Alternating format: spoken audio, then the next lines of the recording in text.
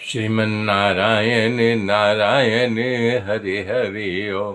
श्रीमन्नारायण नारायण हरे हरे ओम। इस प्रकार भगवान गरुड़ पर चढ़ करके मधुवन में पहुँचे तो उस समय ध्रुव की आंखें बंद थी। अंदर में प्रभु चतुर्भुज रूप में दिखाई दे रहे थे।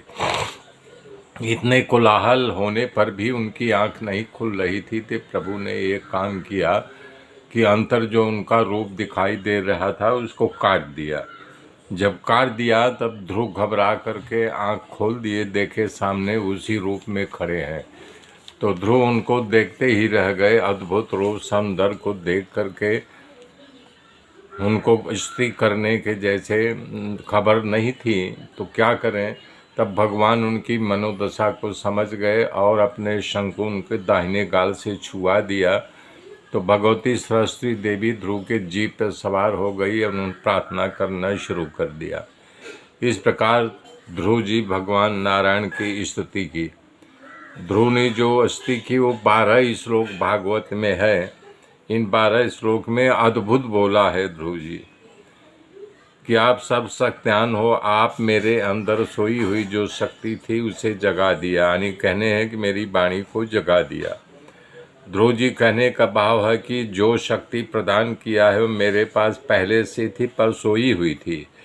आज आप कृपा से सोई हुई शक्ति जागृत हो गई है और दूसरी भी इंद्रियां, हाथ पैर कान त्वचा आदि आप चेतन जागृत करते। ऐसे अंतस्थ परमात्मा को मैं प्रणाम करता हूँ। हे अंतर्यामी, आप एक ही हो, आपके गुण अलग अलग हैं और इसी में आप निवास करते हो। जैसे लकड़ी में रही अग्नि लकड़ी में वास करती है, इसी प्रकार आप संसार में हर एक प्राणी में खुद वास करते हो। हे नाथ, इस सृष्टि के आरंभ काल में ब्रह्मा जी ने आपकी शरणागति को स्वीकार किया था, तब आपने उन पर कृपा की थी। जैसे मानव जागता है उसी तरह ब्रह्मा जी नींद से जगे तो आपका दर्शन हुआ। इसलिए बड़े बड़े मुक्त पुरुष भी आपके चरण का आश्रय लेते हैं। आपके अनंत उपकारों कौन भूल सकता है। जो आपके चरणाश्रित नहीं है वो सचमुच में मूर्ख है।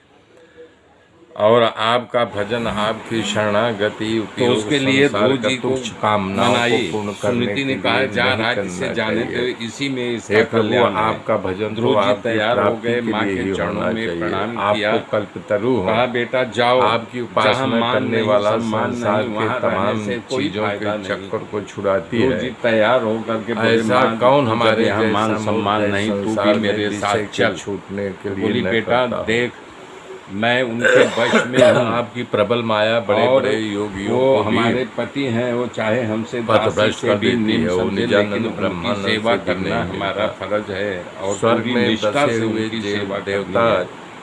कितना सुंदर विचार है इसका। जिनको काल की तलवार माता का को भय प्रणाम बना करने के रहता लिए है, भेजा कि जाओ बड़ी माता को प्रणाम उनको करके विमान तब के निकलो। साथ नीचे गिरना पड़ता है। उन ध्रुव देवताओं को भी महालाभ सुरुचि कहाँ को से मिले। प्रणाम करने के लिए भेजा। स्तुति करते हुए ध्रुव जी भगवान तैयार ध्रुव होकर कह के रहे गए। हैं सुरुचि के प्रणाम करके बोले, माँ कि तुम्हारे आश्चर्य है, कहने ध्रुव जी से मैं भगवान का जंगल भजन में करने के तपस्या हेतु करने से जा आए रहा थे। हूँ। भूल गए सुरुचि चाहे संसार की भाव से और सगवरता, कुभाव से सम्मान, परम गुरु के सिंहासन, सर पर इच्छा हाथ रख लेकर के बोली, ध्रुव बेटा जी कुछ मेरा नहीं मांगा। आशीर्वाद है कि तुम्हें ध्रुव भगवान जी मिले। स्तुति कर रहे हैं। मेरे मित्रों मेरे प्रभु साथ जी बने ने रहिए। बुलवाया आगे की क्योंकि गाथा उन्होंने तब तक जो शंका होगा स्वर तब तक करके के लिए उनके काल से किया, जय खुद श्री वाणी का स्मरण हुआ राम। था। तो इसलिए ब्रह्मानंद से अच्छा भक्तानंद और कथानंद उत्तम है, जो स्वर्ग के देवताओं को भी नहीं मिलता। जो खुद बोले और खुद सुने, इसलिए ध्रुव जी ने निर्णय किया कुछ मांगना नहीं है। जो वस्तु मांगी दुर्लभ है, ध्रुव ने मांगा, हे प्रभु जिसका आप में अटूट